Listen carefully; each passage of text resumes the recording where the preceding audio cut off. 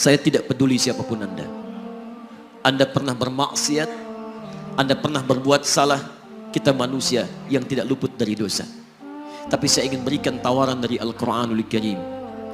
Quran surah keempat An-Nisa ayat 100, posisi paling kiri sebelah bawah.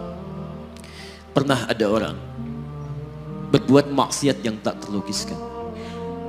Ada seorang yang pernah bunuh orang. Bunuhnya bukan 1, 2, 100 orang. Tak terlukiskan bilangannya.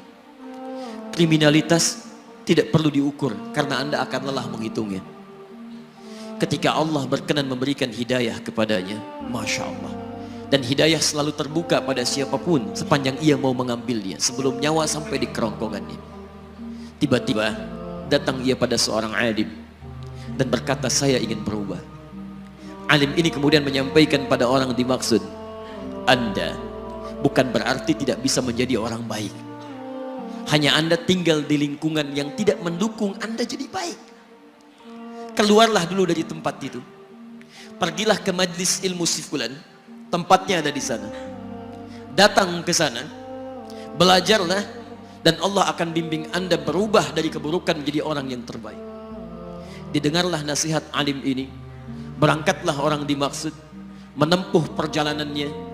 Tiba-tiba Masya Allah, belum sampai ke tujuan, di pertengahan jalan, konon disebutkan lebih sejengkal, tiba-tiba maut datang menjemputnya. Thumma yudrikul maut. Apa yang terjadi? Langkahnya dihitung sebagai ibadah.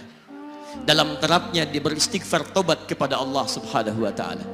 Taubat yang menghadirkan cinta Allah subhanahu wa ta'ala. Quran surah kedua ayat 222 di ujung ayatnya. Innallaha yuhibbut tawwabin. Allah mencintai orang-orang taubat. Dan cinta Allah menghadirkan ampunan bagi seluruh dosanya. Quran surah ketiga Ali Imran ayat 31, paling kiri sebelah atas. Qul in kuntum tuhibbunallaha fattabi'uni yuhibbukumullah. Allah cintai orang yang mau taat pada Rasulnya. Lihat, ketika Allah mencintai seorang hamba, wa yaghfir lakum dzunubakum, Allah ampuni seluruh dosa-dosanya. Derap langkahnya menghadirkan istighfar, taubatnya menghadirkan cinta Allah menghadirkan seluruh ampunan bagi dosa-dosa yang ia miliki. Maka apa yang terjadi? Di tengah perjalanan maut menjemputnya, thumma yudrikhul maut faqad waqa'a ajruhu 'ala Allah. Dan pahala diberikan kepada orang tadi. Di jalan, maaf, maut datang, taubat diterima, dosa diampuni, dan amalan didapati dengan derap langkahnya. Maka apa yang terjadi? Thumma yudrikhul maut faqad waqa'a ajruhu 'ala Allah. Pahalanya dituliskan oleh Allah, dakhalal jannah, kata Nabi, masuk surga orang ini.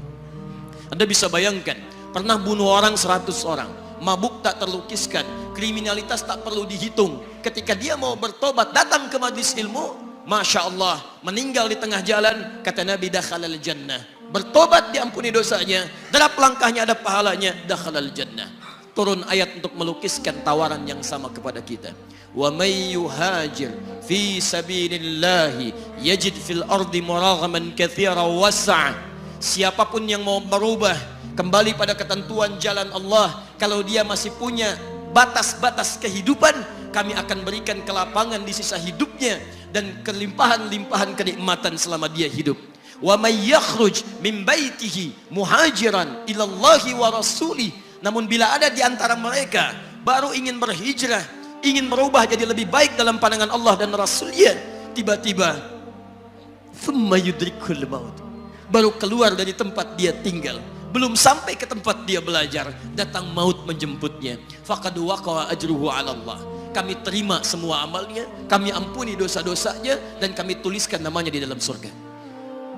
Bila 100 orang saja yang pernah dibunuh oleh orang ini, pernah bunuh 100 orang, mabuk tak terlukiskan, kriminalitas tak terhitung, mau berangkat ke majlis ilmu, tak sampai ke majlisnya, meninggal dia, bisa masuk surga. Masa Anda yang tidak pernah bunuh orang? Ada yang pernah bunuh orang di sini? Boleh angkat tangan? Ada polisi di sini, langsung saya sampaikan insya Allah. Anda gak pernah bunuh orang, Anda tidak pernah mabuk, Anda tidak pernah berbuat kriminalitas seperti orang dulu. Salah, wajar, tapi pintu tobat terbuka untuk kita semua. Masya Allah, bedanya dengan orang tadi belum sampai ke majelis ilmu. Anda sudah hadir di dalamnya, langsung di rumah Allah, diberikan tempat yang terbaik dan kita akan belajar. Kalau dengan semua ini belum mempermudah Anda ke surga, dengan cara apa lagi Allah mesti mengantarkan Anda ke surga? Kalau dengan duduknya Anda di sini belum mau juga bertobat, dengan cara apa lagi Allah harus membimbing Anda bertobat? Kalau dengan seperti ini belum juga Anda taat kepada Rasul, dengan cara apa lagi Allah mesti meyakinkan Anda untuk taat kepada Rasulullah SAW?